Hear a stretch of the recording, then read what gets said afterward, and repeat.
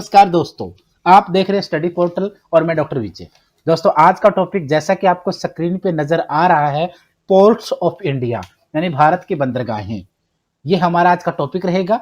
देश से तो देखा जाए तो देश के अंदर 200 से ज्यादा बंदरगाहें हैं, लेकिन नेशनल पोर्ट की बात करें तो आज की इनकी संख्या 13 मानी जाती है। पहले 12 होती थी, एनआईएम के बाद इनको 13वीं कैटेगरी में काउंट कर दिया गया है। वैसे तो देखा जाए तो इन टॉपिक से कई सारे क्वेश्चन पिछले कुछ सालों के पेपरों में आए हैं और भविष्य में से भी इनसे क्वेश्चन आने की पूरी पूरी संभावनाएं हैं। इस वीडियो में मैं आपको हर पोर्ट्स के सभी क्वेश्चंस को लेके आया हूं और उम्मीद है ये वीडियो आपको पसंद आएगी, आप अच्छे नोट्स बनाएंगे। आइए देखते हैं इस वीडियो में किस किस पोर्ट से कौन से क्वेश्चन बनने की संभावनाएं हैं। दोस्तों जैसा कि आपको स्क्रीन पे इंडिया का मैप नजर आ रहा है, भारत के बीचों बीच जो ट्रॉपिक ऑफ कैंसर है, इस ट्रॉपिक ऑफ कैंसर से नीचे का जो इंडिया का हिस्सा है उसका काफी बड़ा हिस्सा समुद्र को टच करता है। एक तरफ आपके बे ऑफ बंगाल है तो दूसरी तरफ हमारे अरेबियन सी है, इंडियन ओशियन का हिस्सा नीचे काउंट होता है। इस पूरे के पूरे पोर्शन को अगर हम ध्यान से देखें तो भारत का जो कोस्ट लाइन है यानी इंडिया का वो हिस्सा जो सागर या खाड़ियों को टच करता है, उसको अगर हम देखते हैं तो उसकी जो लंबाई है वो 7,516.6 किलोमीटर है, यानी मोटा मोटा 7,517 किलोमीटर से माना जाता है। ये दुनिया के उन देशों में काउंट होता है जो बड़ी सीमा समुद्र को जिनकी टच करती है। और अगर इतना बड़ा एरिया हमारा सागर को टच करता है, जिसमें कई सारे स्टेट हमारे इसे टच करते हैं, तो सीधी सी बात है हमारे लिए बंदरगाहों की क्या महत्व है ये आप अच्छी तरह समझ सकते हैं। दोस्तों इंडिया का नहीं, वर्ल्ड का बहुत बड़ा व्यापार पानी के रास्ते होता है, ट्रेड एंड ट्रांसपोर्टेशन पानी के रास्ते होता है। तो हमारे पास भी एक बड़ा हिस्सा सागर से टच होने की वजह से काफी बड़े बड़े पोर्ट्स इंडिया के अंदर हैं, जो भारत का व्यापार दुनिया के दूसरे देशों के साथ एक्सपोर्ट इंपोर्ट के रूप में हैंडल करते हैं। अब इसमें सबसे पहले अगर हम देखते हैं तो ये जो कोस्ट है इंडिया का जो पश्चिमी द्वार है और ये इंडिया का पूर्वी द्वार है, पूर्वी कोस्ट है, ईस्ट कोस्ट है और ये वेस्ट कोस्ट है। वेस्ट कोस्ट के ऊपर इंडिया में 6 पोर्ट बड़े हैं नेशनल, और ईस्ट कोस्ट के ऊपर टोटल 7 नेशनल पोर्ट काउंट होते हैं। अगर सबसे हम पहले बात करेंगे यहां से, ये है दोस्तों कांडला पोर्ट। कांडला पोर्ट भारत के गुजरात राज्य में है। पश्चिमी द्वार का या वेस्ट कोस्ट का इंडिया का सबसे ऊपर का पोर्ट है कांडला पोर्ट। कांडला पोर्ट पे जो क्वेश्चन आते हैं, पहला ही क्वेश्चन ये होता है कि किस राज्य में है, आंसर होगा गुजरात। एक चीज और ध्यान रहे दोस्तों, गुजरात भारत का वो स्टेट है जिसकी सबसे बड़ी सीमा समुद्र को लगती है। अगर देखा जाए तो इसकी लंबाई है 12 से 15 किलोमीटर। गुजरात का 1215 किलोमीटर हिस्सा जो है वो सागर को टच करता है। आइए देखते हैं कांडला पोर्ट के बारे में। कांडला पोर्ट नंबर 1 गुजरात में है, नंबर 2 वेस्ट कोस्ट का सबसे ऊपर का बंदरगाह है, नंबर 3 टैक्स फ्री पोर्ट है। इंडिया में यही एक नेशनल पोर्ट है जो टैक्स फ्री है यानी कर मुक्त है। जब किसी दूसरे बंदरगाह से लोड कम करना हो, जैसे बॉम्बे बंदरगाह के वजन को, लोड को कम करना था, ट्रैफिक को, लोड को, तो इसलिए कांडला को टैक्स फ्री कर दिया गया था। कांडला टैक्स फ्री होने के बाद वहां पे बॉम्बे का जो ट्रांसपोर्ट का जो काम था वो ज्यादा चला गया और उसकी वजह से उधर वर्डन कम हुआ और कांडला उधर सक्सेस हुआ। दूसरी चीज, कांडला के ऊपर दूसरा क्वेश्चन आता है टाइडल पोर्ट। दोस्तों टाइडल को हिंदी वाले बच्चे कहेंगे जवारिये। इंडिया में यही एक ऐसा पोर्ट है जो टाइडल है यानी जवारिये है। जवारिये पोर्ट का मतलब होता है दोस्तों जो समुद्र की लहरों के साथ समुद्री जहाजों को बाहर की तरफ और अंदर की तरफ लेके जाते हैं, उन्हें टाइडल पोर्ट कहते हैं। इंडिया में एकमात्र टैक्स फ्री पोर्ट, इंडिया का एकमात्र बड़ा नेशनल टाइडल पोर्ट। उसी के साथ साथ हाल ही में इसका नाम बदला गया है दोस्तों। कांडला पोर्ट का जो नाम है अभी कांडला का, वो कर दिया गया है दीन दयाल उपाध्याय। ये बीजेपी के बहुत बड़े नेता होते थे, बीजेपी के फाउंडर नेता होते थे, उनके नाम से इनका अभी हाल ही में कांडला पोर्ट का नाम बदल करके दीनदयाल उपाध्याय पोर्ट कर दिया गया है। तो ये कुछ क्वेश्चन रहेंगे आपके जो कांडला पोर्ट को रहेंगे।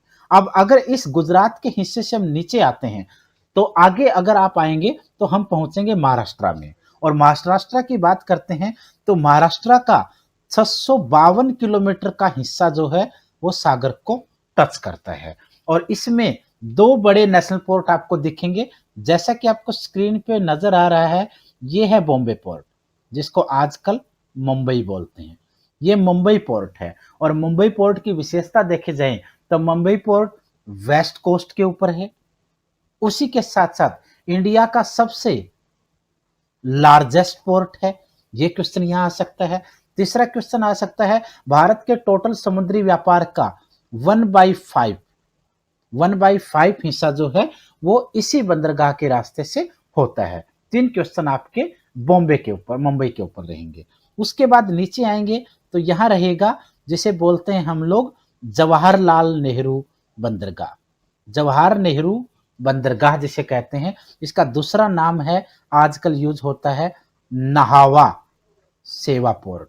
नहावा सेवा पोर्ट भी कहते हैं। अगर ध्यान ना रहे तो नहावा सेवा को आप सेवा यानी शिवसेना से याद रख लेना, और शिवसेना महाराष्ट्र यानी बॉम्बे में है, तो नहावा सेवा ऑटोमेटिकली महाराष्ट्र के बॉम्बे में है। ये सबसे टेक्निकल है, सबसे हाईटेक है, इंडिया के सबसे हाईटेक बंदरगाहों में से है। बहुत बड़ी मात्रा के अंदर यहाँ टेक्नोलॉजी को यूज करके सामान को लोड किया जाता है, सामान को उतारा जाता है, यानी काफी हाईटेक और टेक्नोलॉजी से रिलेटेड बंदरगाह को माना जाता है। उसके बाद अगर हम नीचे की तरफ आएंगे तो उससे नीचे आएंगे हम गोवा में। गोवा में एकमात्र नेशनल पोर्ट है जिसे हम कहते हैं मार्मा गोवा। गोवा में एकमात्र नेशनल पोर्ट है मार्मा गोवा। और अगर मार्मा गोवा की बात करते हैं हम, तो यहां ध्यान रखना पड़ेगा आपको, ये टूरिज्म के लिए काफी सक्सेस है।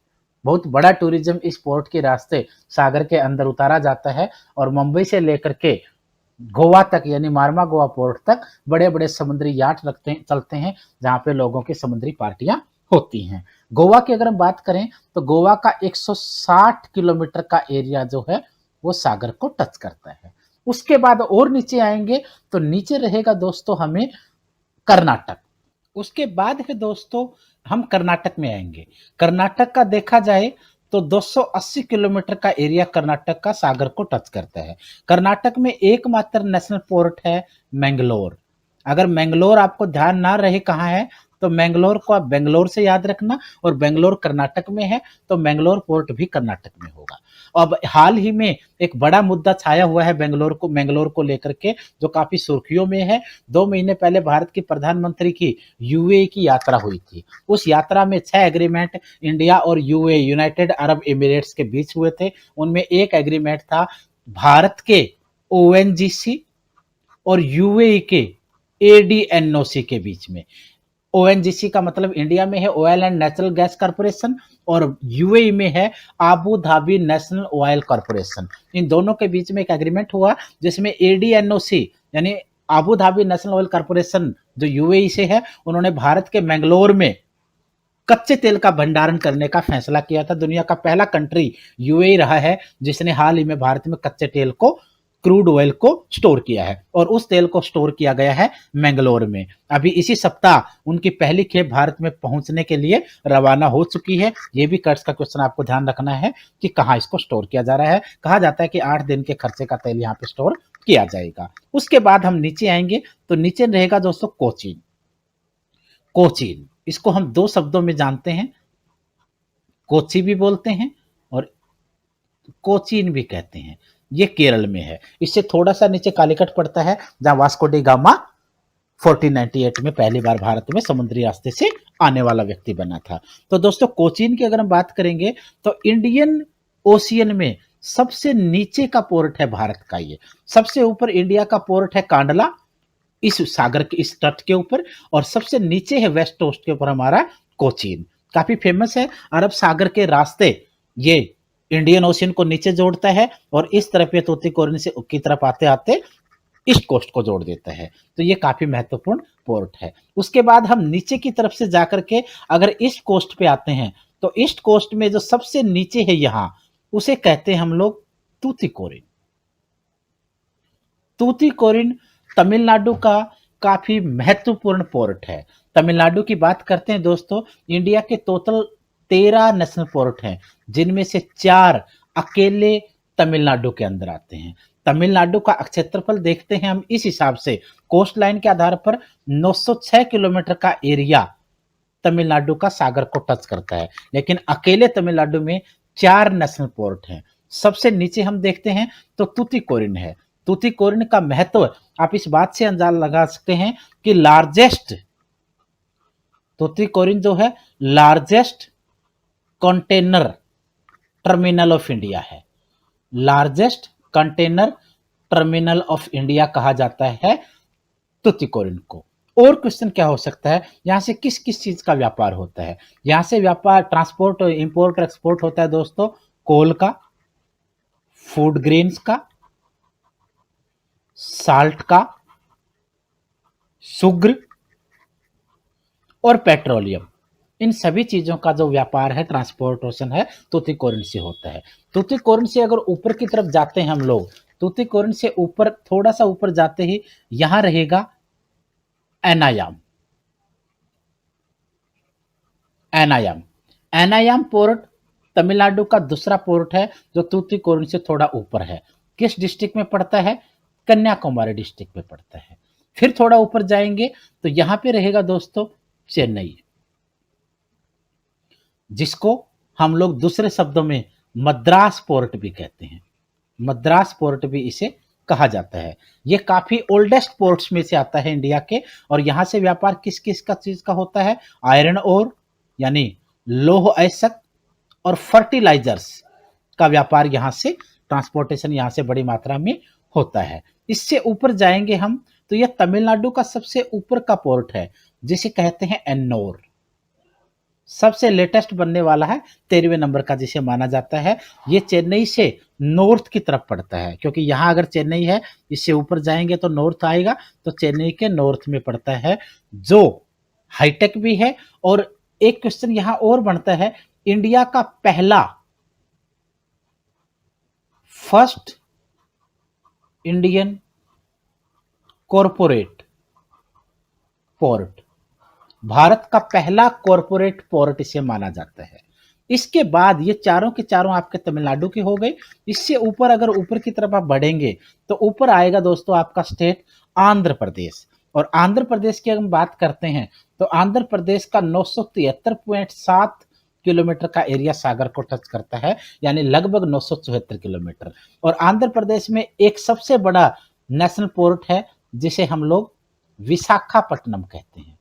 विशाखापट्टनम के ऊपर क्वेश्चन दोस्तों कई तरीके के आते हैं। एक तो इंडिया का सबसे बड़ा नेचुरल पोर्ट, देखो अगर वैसे बड़ा पूछे जाएगा तो आपके क्वेश्चन इस पोर्ट इस तरफ आ जाएंगे, मुंबई वगैरह की तरफ, या फिर नाहवा सेवा टेक्नोलॉजी में फेस्ट माना जाता है। लेकिन नेचुरल पोर्ट इंडिया का सबसे बड़ा कहेंगे तो विशाखापट्टनम होगा। या फिर ये पूछ लें कि भारत के पूर्वी द्वार यानी ईस्ट कोस्ट का सबसे बड़ा पोर्ट कौन सा है, तो भी आपका आंसर विशाखापट्टनम आएगा। कई बार पूछते हैं कि भारत का प्रवेश द्वार, तो आपका आंसर होगा मुंबई। लेकिन ईस्ट कोस्ट का अगर प्रवेश द्वार पूछेंगे, entry gate of east coast पूछेंगे, तो भी आपका आंसर होगा विशाखापट्टनम। तो ये थोड़ा थोड़ा जो चेंजिंग है वो स्टेटमेंट में करके आपके आंसरों को बदल दिया जाता है, बट हमें वो ध्यान नहीं रहता है तो हमारे क्वेश्चन गलत हो जाते हैं। इन चीजों को आपको ध्यान रखना है। उसके ऊपर अगर हम जाएंगे तो यहाँ पे आएगा दोस्तों उड़ीसा स्टेट। और उड़ीसा में अगर देखते हैं तो आपका नेशनल पोर्ट है पाराद्वीप। उड़ीसा में नेशनल पोर्ट है पाराद्वीप। याद नहीं रहता है तो पाराद्वीप को दीप से याद रखेंगे। दीप दिवाली पे जलाए जाते हैं। और उड़ीसा साउथ इंडिया का एकमात्र ऐसा स्टेट है जहां सबसे बड़े लेवल के ऊपर दिवाली को मनाया जाता है। तो पाराद्वीप उड़ीसा के अंदर है। उड़ीसा का 467 किलोमीटर का हिस्सा जो है वो समुद्र को टच करता है। इस पोर्ट को, पाराद्वीप पोर्ट को दोस्तों बनाया गया था 12 मार्च 1966 में। काफी फेमस पोर्ट है, बड़े लेवल पर यहां से व्यापार होता है। उड़ीसा के जगत सिंहपुर, उड़ीसा के ये भी ध्यान रखना आपको, जगत सिंहपुर डिस्ट्रिक्ट में ये पोर्ट पड़ता है। उसके ऊपर जाएंगे दोस्तों बंगाल आएगा। और बंगाल में एक पोर्ट है जिसका नाम है हल्दिया। बंगाल के अंदर एकमात्र पोर्ट नेशनल है जिसे हल्दिया कहते हैं। हल्दिया पोर्ट दोस्तों भारत का एकमात्र ऐसा पोर्ट है जो किसी नदी पर बनाया गया है। किस नदी के ऊपर? हुगली नदी के ऊपर बनाया गया है। ये वही हुगली नदी है जो गंगा से निकल करके बंगाल की खाड़ी की तरफ बढ़ती है, वहाँ गिरती है, और इसी हुगली नदी के किनारे कलकत्ता शहर है। हुगली नदी से लेकर ही अगर हम बात करते हैं तो हुगली नदी से ही लेकर के इलाहाबाद तक ही NWW1 है, नेशनल वाटरवे 1, जो इलाहाबाद से आपका हुगली नदी तक है। नेशनल वाटरवे 1 जिसकी लंबाई है 1620 किलोमीटर। इंडिया का सबसे बड़ा नेशनल वाटरवे भी इसी हुगली के रास्ते है। तो हुगली नदी दोस्तों बंगाल के अंदर है, बंगाल की खाड़ी में गिरती है, गंगा से निकल करके कलकत्ता से होते हुए बंगाल की खाड़ी में गिरती है। इसके गिरने से पहले ये एक पोर्ट बनाती है जिसका नाम है हल्दिया। भारत का एकमात्र नेशनल पोर्ट हल्दिया है जो नदी के ऊपर बना हुआ है। ये थे दोस्तों सारे पोर्ट्स के क्वेश्चन। कोई और क्वेश्चन आपके माइंड में आता है मुझे कमेंट कीजिए आप लोग, मैं उस क्वेश्चन को आपको सोल्व करूंगा, आपके डाउट क्लियर करूंगा। ये मेरा वायदा है कि आप लोग जो सक्सेस में करने के लिए मेहनत करते हैं उसमें पूरा सहयोग मैं अपनी तरफ से जरूर दूंगा।